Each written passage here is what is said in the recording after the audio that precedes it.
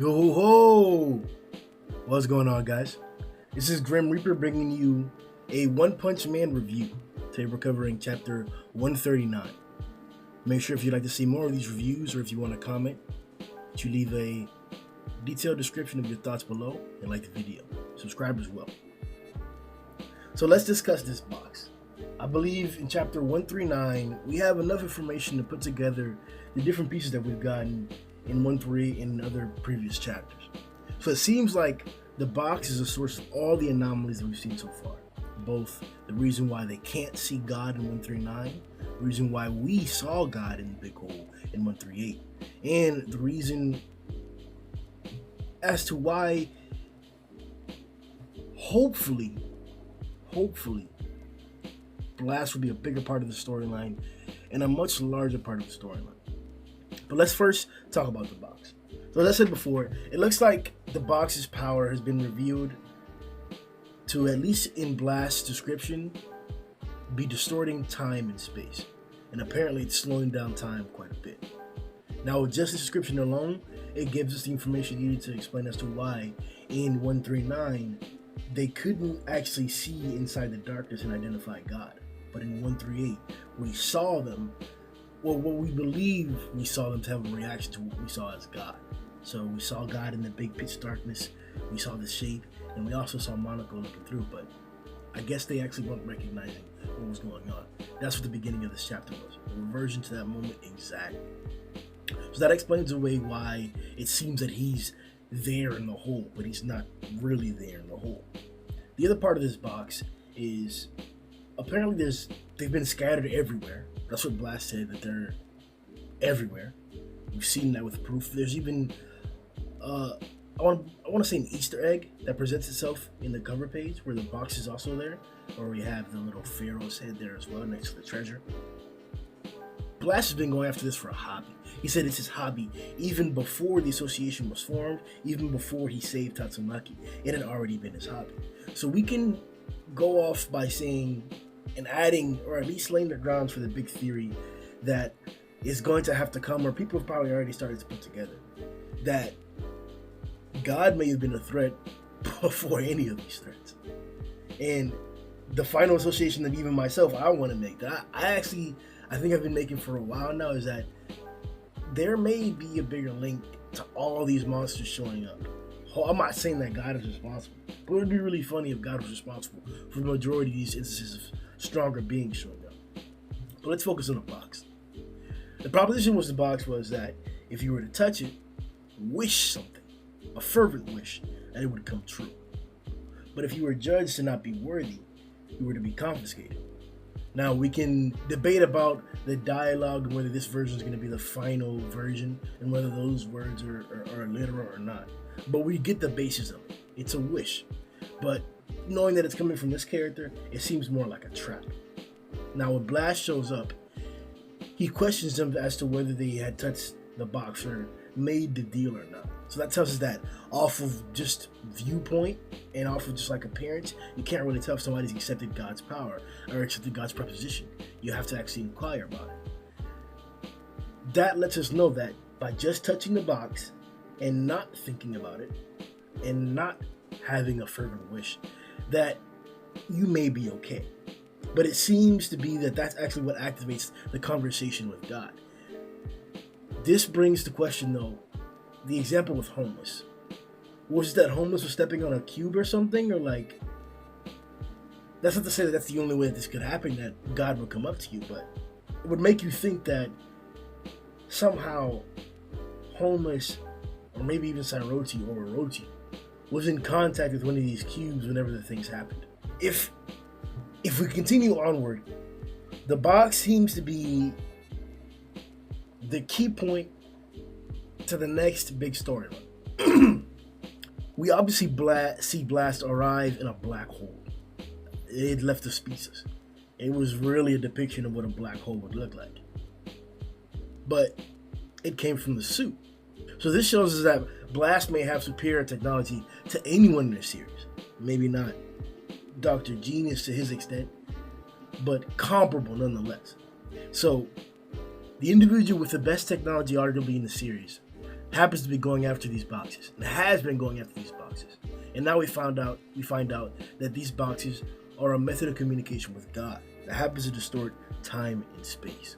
It seems not too coincidental that these things have been happening here in the abandoned part of Z City, right next to Saitama. I'm wondering if there are some other effects as to why things have happened. Now, I'm not attempting to imply that God somehow removed Saitama's limiter, that God somehow granted Saitama's wish in the beginning, and this is why he's at this power level. No, it's clear as to what happened. But it's also clear that it's very peculiar how Saitama got his powers. Described by Dr. Genius, instead of breaking through his limiter, he removed it entirely. Now, whenever Saitama told Genos about how he got to this level, just hard work and tenacity and consistency, he didn't believe him. Now, we honor the trope, we honor the joke. He's a robot, and this guy's teaching him how to physically get stronger. It doesn't work. He gets upgrades, and that's how he powers up. But there may be a little bit more to that conundrum that's been in our face the entire time. And it would be funny if somehow the great villain God was involved in enabling Saitama to reach his power level. And it could be the case that once God gives you or grants you this power, that he can't take it? Is Homeless going to indefinitely be this strong? Or can God come in and remove his powers? If Homeless were to raise up his abilities against God himself, would God be able to smite him down just as easily? Obviously because he's superior, but is he going to take his power away? It's a little bit off target of what we've had so far, and it was jumping a little bit into a theory, but I just can't help but notice that it's clear that the storyline is supposed to be bigger than what we're talking about. I would even say even before Saitama got his powers, that God was going around dropping these boxes. I don't know what the purpose is. It's obviously nefarious, and it probably has to do with the destruction and murder of the entirety of the human race. If that's the case or not, we'll find out. All we know so far is that a long time ago, when Blast saved Tatsumaki, he was already considering it a hobby to go around chasing after these boxes, wearing the same suit as he was before. Not sure. Now, the association has had contact with Blast, obviously. They said that he's a trusted hero and he holds that position, but it seems like he was a hero even before this. So,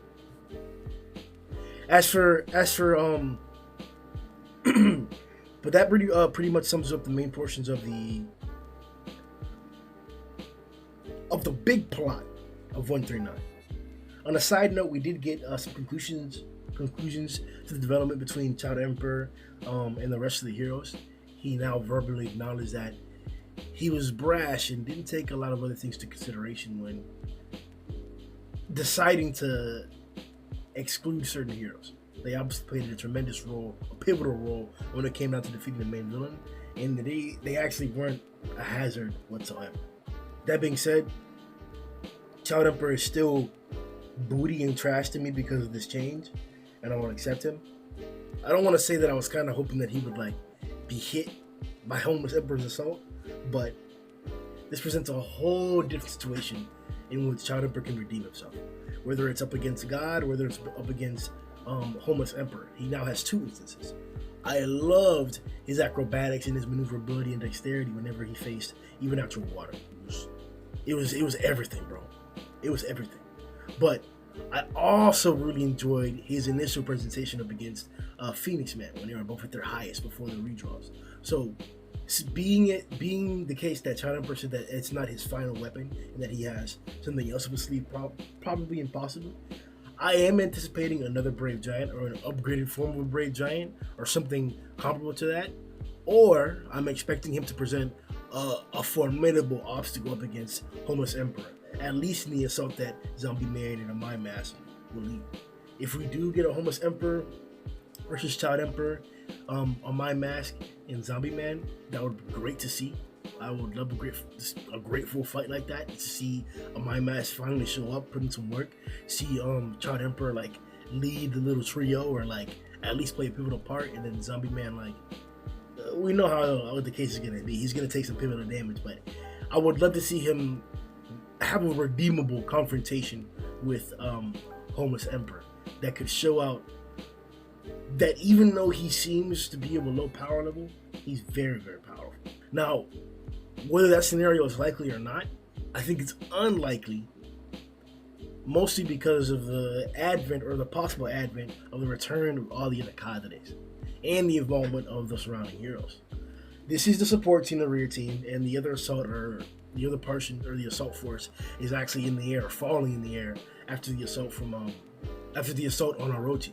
So whether they landed in the same area as they were before, or whether they're in the direct vicinity to assist the rear squad, I'm not sure. But all I know is that if Homeless Emperor's here, there's a good possibility that Gums may be here, that Fear Ugly may be here, the Black Sparrow may be here, maybe even Rover may be here. And that's a huge problem. That's a huge problem. These three guys, I'm doubting whether these three guys can really deal with Homeless Emperor alone.